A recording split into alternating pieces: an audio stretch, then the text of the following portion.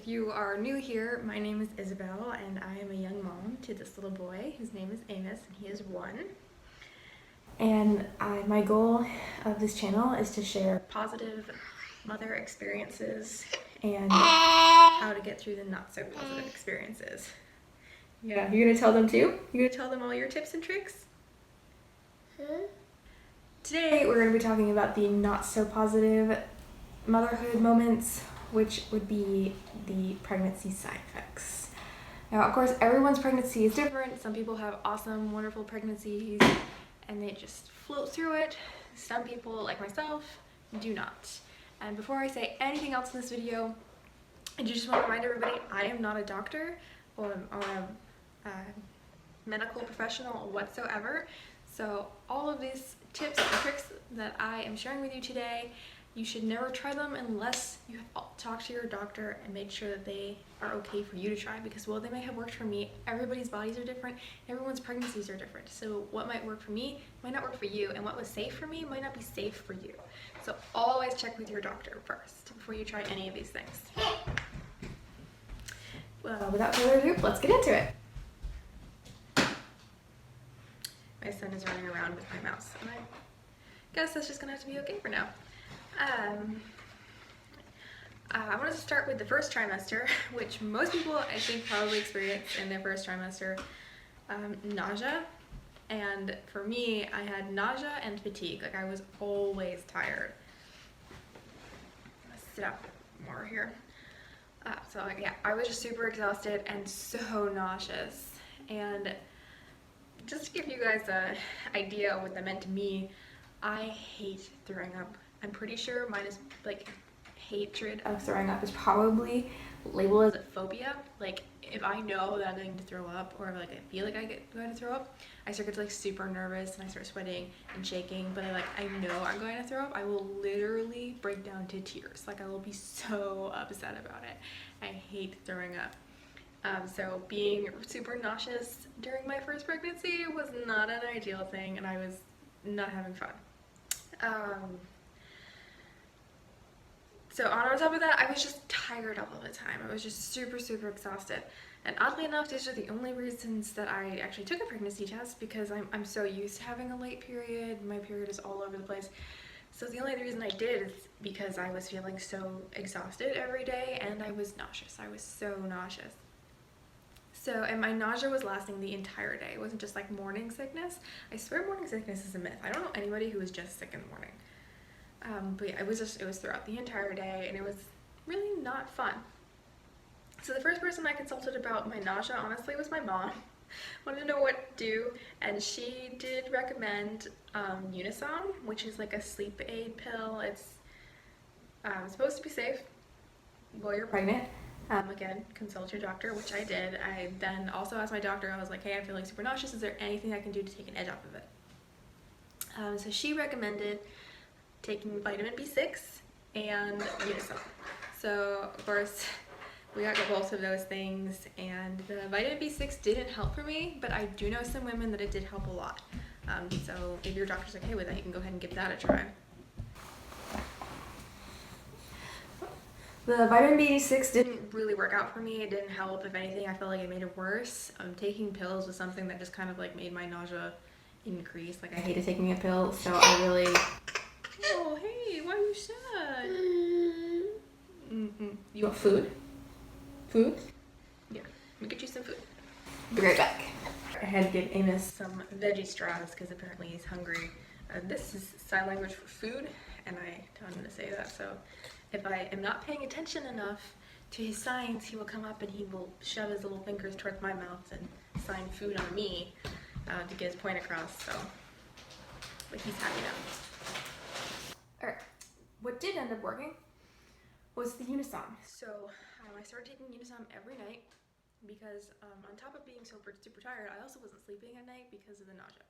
Like, I mean, I'm sure a lot of you guys have tried to sleep while you're super nauseous. It doesn't go very well. So the Unisom not only like soothed my stomach, but it helped me to get a good night's rest. And then in the morning, I felt so much better. The nausea didn't go away completely. I still had days where it was pretty bad, but it was manageable. Like, it became manageable, which was which is amazing because at this point I was still working. So I really need something to take the edge off because going to work and some of the tasks that I was doing while I was working, like you deal with some disgusting stuff sometimes when you are working, like when you're like, you're an assistant to somebody with disabilities and you have to do everything they can. Sometimes it's not always pleasant.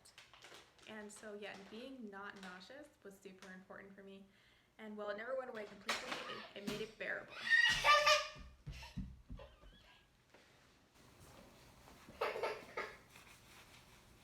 Someone's not having a good day. He doesn't want me to talk about how sick he made me. Alright, so those were... You had food. You don't need any more.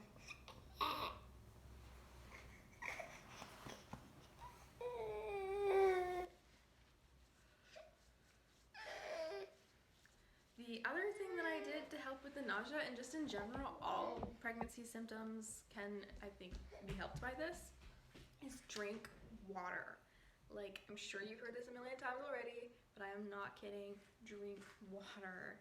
So much water needs to be drunk. Like, I got myself a big water bottle, and I would fill it 3 times a day. Like, that was my goal. Drink 3 of these a day to keep myself hydrated. Because a big reason why you're feeling nauseous is because growing a baby causes a bunch of extra hormones, and they're like kind of flowing through your system, and your body doesn't necessarily need them. They're hormones caused by the baby, and it just makes you super nauseous, and that's why you're feeling nauseous. Hey, can you say please? That's not please. That's food. So all of these extra hormones are why you're feeling nauseous, and if you can flush them out of your system, it's going to help so much. Not to mention that a lot of us walk around dehydrated. Like, we're actually not drinking enough water. Like, it's a very common problem. And if you're giving your body the necessary fluids that it needs to just run and do everyday processes, you're gonna feel so much better. In general, you're gonna feel less tired, you're gonna feel stronger, and the nausea, it will help the nausea. It seems backwards because like the last thing I wanted to do was drink water because I just felt so sick. You don't really want to put anything in your stomach, but get that water and find a way to do it. And I will share some of the ways I did. Hi. So, hi. You are too sweet. The #1 thing that I did is check out True Lemon. They are a company that does dehydrated fruit packets. It comes in like a little sugar packet looking thing, but it is literally a dehydrated lemon. Like it's dehydrated lemon juice. And all you do is you add it to your water, and it is the flavor of 1 wedge of lemon. And it is so good. Like it tastes very lemony. And for me, when I was pregnant, that was one of the ways that I could get water in me, because lemon water just felt like it didn't seem as awful and gross as just water did. So I would put lemon packets in almost all of the water that I drank. I'm sorry, Amos isn't having a good day. Another thing that I did is drink sparkling water. Sparkling water is super helpful. Something about the fizziness of the water just helped calm my stomach and make me feel a little less nauseous. And if you are really struggling with drinking any sort of fluids, get a straw. For some reason, drinking water out of a straw was so much easier than just drinking water out of a cup. Maybe that's not the case for you, but if you're really struggling, give it a try. Like, I don't know, it's like super easy, but drink everything out of a straw. It made it so much easier for me to get water down. And find other ways to flavor your water. Whatever seems appealing to you, find a way. I'm just making much noise. Find a way to put that, flavor your water to make it appealing for you to drink. That's what I was trying to say. And get it in, because it does help so much. Like, I cannot stress how much that helped me get through my first trimester. And it's something I still do today. I don't necessarily flavor my water all the time, but I have a goal. Like, I need to drink 3 16-ounce glasses of water a day in order to keep my body running. And it changes so much. Like, I can have a pretty rough night. Like, Amos will be up And if I make sure that I get that big glass of water in the morning, it's gonna change my entire day. So those are the big things that I did for my first trimester. There are other sources available to help with nausea. There are these things called preggy drops. I don't remember what they're called. But basically, they kind of look like little cough drops. And my wonderful now sister-in-law, she wasn't at the time, but she's so sweet, and she sent me a care package when I found out that I was pregnant. And she put these little preggy drops in them, and they were so nice. They were citrus flavored. They have other flavors. They have like berry flavors, and it was nice when the nausea became kind of like unbearable, especially at work. They were lifesavers. I would just like grab one, put it in, and suck on it. And something about like that sucking motion, and then just the soothingness of the drops was good. I also drank a lot of ginger tea. Ginger can be super soothing to the stomach. So there's all sorts of things you can do to help with the nausea, and unfortunately it's gonna be there. I mean, you can help with it, but there's very little that's going to take it away completely. But hey, it just means that your baby is growing, so focus on the positives. Even though you might be puking up your guts, just remember, my baby's growing, they're healthy, they're strong, and I am amazing because I am growing a human, and it can get you through so much. All right, moving on to the second trimester. So in the second trimester, I started to show a lot. Amos kind of just popped out right away. I mean, I had heard that for your first pregnancy, it can take a long time, but my body had nowhere else for Amos to go. I don't have a particularly deep pelvis. Before Amos, I didn't really even have much in the way of hips. I could literally get away with wearing Junior's clothing, and I just didn't have any room for him. And so he just started popping out right away. So I was getting bigger, and what ended up starting happening was my hips started to really hurt. Just because, you know, having that much weight in a place, like, I mean, you have so much weight sitting between your hips, and your hips are not used to that. So it's normal to have hip pain. Of course, always check with your doctor if you are in pain anyway. You want to make sure that that it is normal, that, you know, you don't need to do anything. So always check with your doctor. But for me, it was pretty much just muscle pain and growing pains from the baby, because your body is shifting and trying to adjust to the fact that it's growing a human. So basically I started having really awful hip pain, and there were a few things that I did that were helpful. One, if you can, get yourself an exercise ball. Not only was it really good for helping to relieve my hip pain, I would do like range of motion exercises, stretches on it, and that was really, really helpful. It's also really nice when you start to get like super huge and sitting down isn't so comfortable anymore, to like bounce on. More about that later. Anyways, so that was super nice. I was able to do like some stretches on it and help with the hip pain so much. Like, to me, it was an absolute must. I will definitely have one for my second pregnancy whenever that might happen. So that was super helpful. The other thing that I did was I got myself a nice pair of shoes. And a nice pair of shoes. I literally went to Walmart and I found a pair of sneakers that had good support. And basically my goal was, and was recommended by my doctor, was to find something that can help you keep your hips square at all times. Because the more in alignment you can keep your body, the less you're going to experience pain, because your body is shifting and it's changing, but you need to keep it into alignment, which makes those shifts and those changes take less of a toll on your body. So that means focusing on good posture. So I tried to work on that. I'm still not very good at it. Like, I'm thinking right now, like, okay, I need to sit up. Hey, can you say please?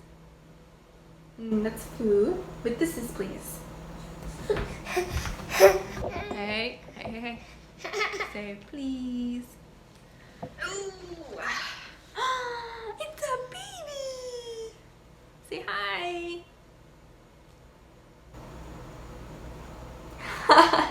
He's lifting my arm up.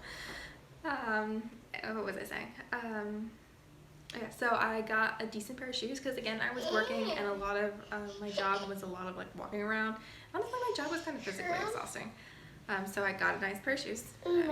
Nice pair of shoes. I just got a pair of shoes that had really good arch support so I can make sure to keep my hips in alignment.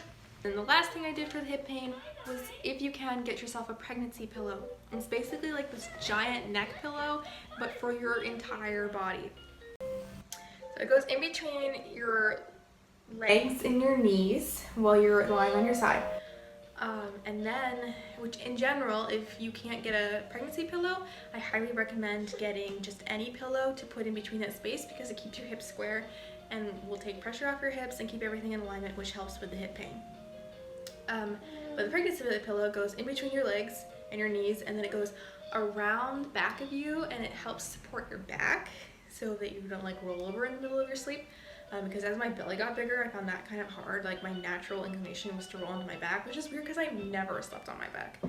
And then, so it goes around and it comes back up this side of your body so that you can lie on it, and it continues to go to the front of your body, and it will actually support your belly too. So it's like a full support pillow. It's huge. It takes up most of your bed, but it's so worth it. And if you can get one, I highly recommend. It was absolutely wonderful.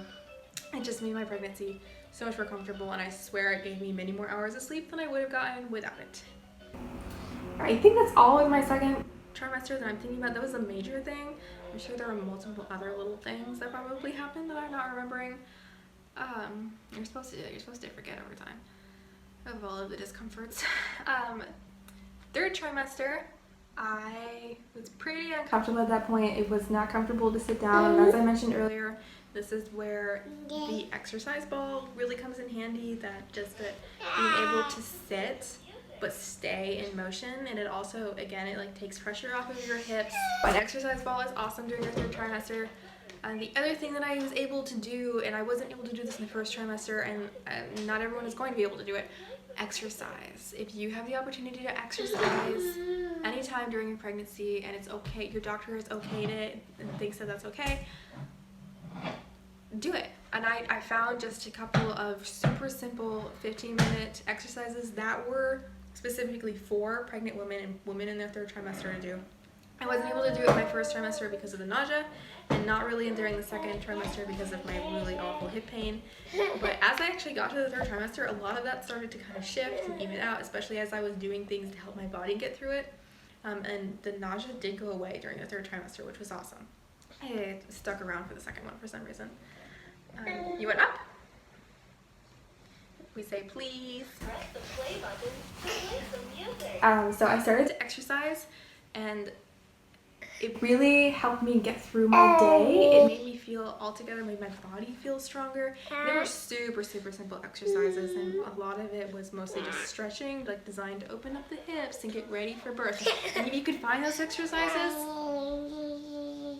that'll help you get ready for birthing your baby, I highly recommend. It made a difference. Like, when I was in the hospital, the nurses were telling me, they were like, wow, you're really strong, like, you're doing a really good job, and you're pushing like really well. And I know it was because of the exercises that I did to prepare my body for that. So if that's an option to you, I highly recommend. Otherwise, continue drinking water, relax, and the biggest thing during your third trimester, don't push yourself. I know that, like, it can be so tempting to, like, tackle all those tasks you won't be able to do without when the baby's there. And great, if you can, do it. But don't be afraid to ask for help. If you need help and the help is available to you, always take it. And if it's offered, take it. Like, you are growing another human being. And at this point, your body is probably getting really tired. And as you get closer, like, and not to be so blunt, when you're like 8 months pregnant, 9 months pregnant, you're huge.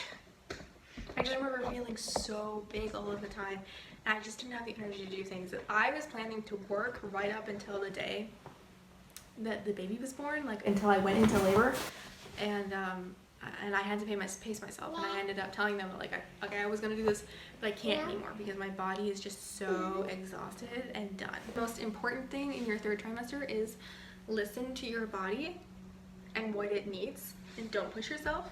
Ultimately, you want your body to be safe and ready to give birth to your baby. If you have any pregnancy tips of your own, please feel free to comment down below and let me know. I'd be very curious to see how many other people try these things too. That would be cool. If you are interested in future videos or continuing following mine and Amos's story, right? Because this is your story too. Like right now, it's a sad story. Oh, it's a sad story. Usually it's a happy story. We try to share happy stories. Why are you sad today? Can you say hi? There's a smile. There's a smile. Oh, no smiling today. No smiling today. That's absurd. Alright, thank you for watching. If you are interested in more happy stories, please consider subscribing, and as always, please give this video a thumbs up. Alright, can we say goodbye? Say goodbye. Bye.